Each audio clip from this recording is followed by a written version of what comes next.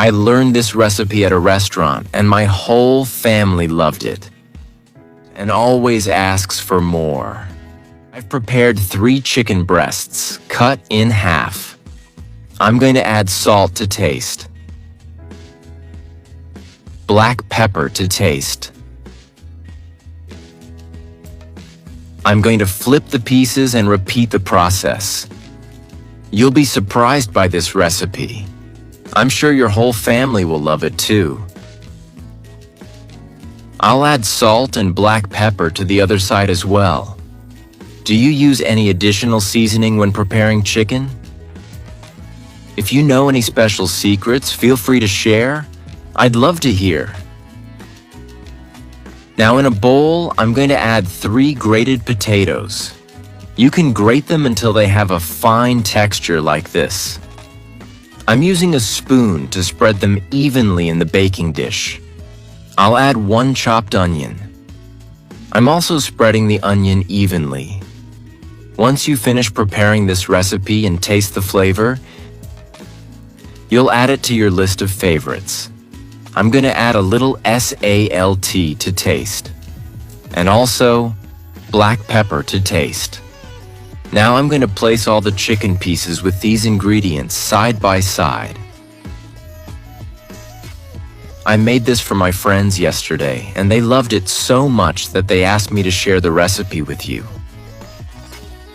The best part of this recipe is that you can prepare it in no time and with few ingredients, which is why it has become a routine in my house.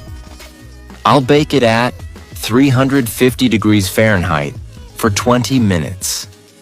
Meanwhile, in a larger bowl, I'll add 150 grams of grated mozzarella. I'll add 2 tablespoons of mayonnaise, 2 tablespoons of mustard, and 2 tablespoons of cottage cheese. I'm going to mix everything until all the ingredients are well combined. This preparation method is very easy. I bet you can do it too. I believe in your potential. If you have any questions, just follow my steps and you won't go wrong. And the best part is that this recipe is perfect for any occasion. An excellent option for surprising your family with a great dinner. Now, I'm going to take the chicken that's been baking for 20 minutes. I'm using 2 spoons to make portions of the mozzarella mixture I just made. I'm going to spread it all over the chicken pieces. Look how beautiful it's turning out, and I'm not even done yet. Just looking at it is making me hungry. What do you think of this recipe so far? It has become one of my favorite recipes. I'm going to spread everything out with a spoon so that it all turns out perfect in the end. I'll bake it at 350 degrees Fahrenheit for 20 minutes. Now it's time to cut and serve. Look how incredible it looks.